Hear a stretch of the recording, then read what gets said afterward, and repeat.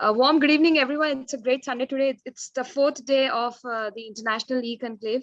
Very interesting day because on the last 4 days we have been, since the last 3 days we have been speaking about a lot of things about pharmacotherapy related to tobacco cessation. So today we have the consensus whereby all the moderators from the last three sessions are going to present a short summary, and then we are going to have a great panel discussion with the topmost surgeons from different specialties across the country. So now I'll invite our second key opinion leader from day two, Dr. Prashad Sethi, who is director at Mumbai Psychiatric Clinics and also at 3Cube Medicare, to kindly summarize the details for day.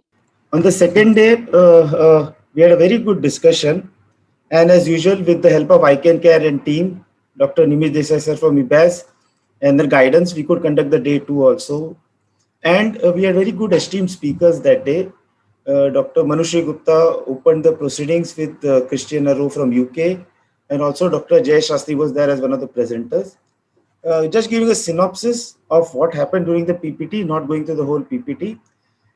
How smoking harms the body, what are the benefits of smoking cessation, and symptoms of nicotine withdrawal were discussed, and how nicotine withdrawal leads you back into smoking addiction was also discussed.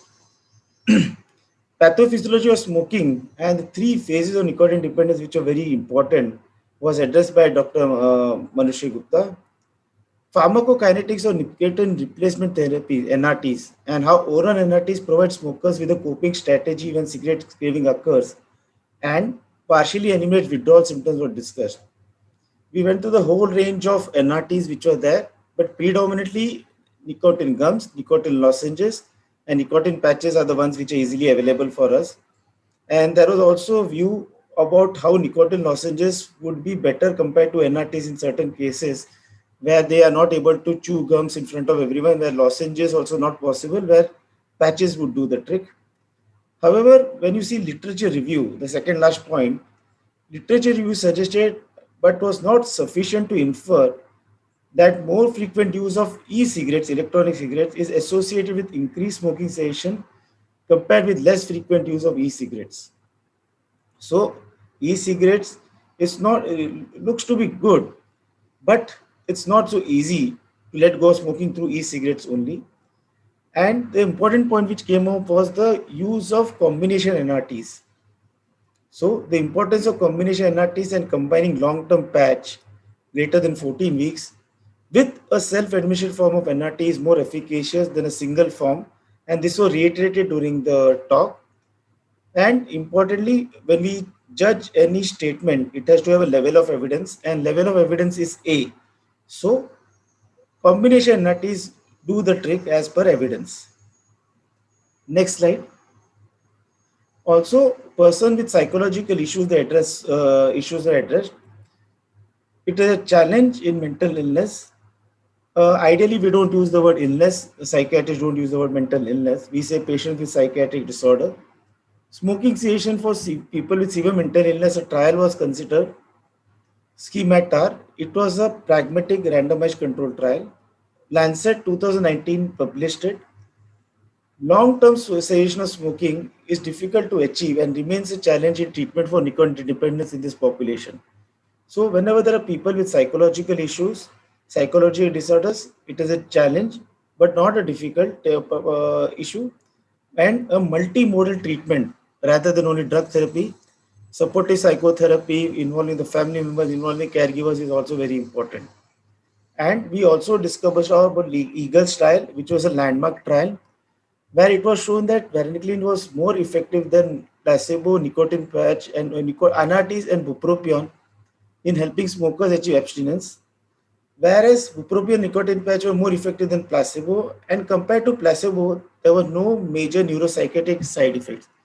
The major concern was relapse of symptoms like depression and anxiety, and patient trying to commit suicide. So these were the neuropsychiatric side effects which were considered, but it was not so significant.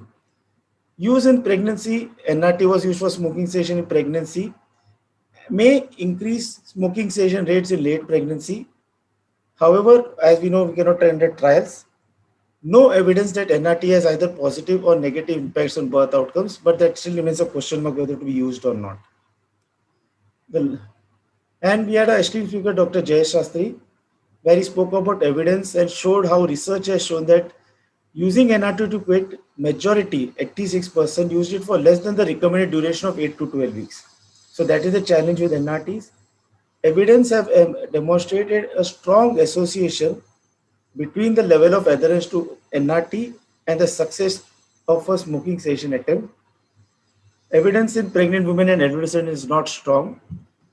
It cannot be considered in the place of when there is a recent major cardiac event and arrhythmias, and there is lack of clear information leading to non-compliance. But the second point is important: strong association between the level of adherence to NRT and success of a smoking cessation attempt. That is the main takeaway point here. The next slide.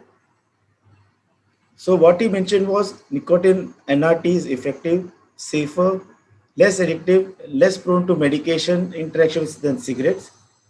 Combination of nicotine patch with gums and lozenges is more effective than a single form of NRT. Pharmacotherapy for smoking cessation, including but not limited to NRT, should be offered to all smokers except those with contraindications. NRT therapy should be approached with caution in pregnant and breastfeeding patients that we are aware, and in 2 weeks of myocardial infarction.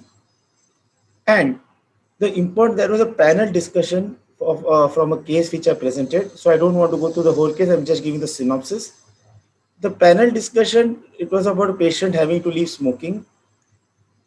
The panel discussion was both in favor of a pharmacotherapy and counseling. Combination of NRTs was preferred to monotherapy. Concern was unsupervised use of NRT because it is over the counter, so very difficult to regulate it.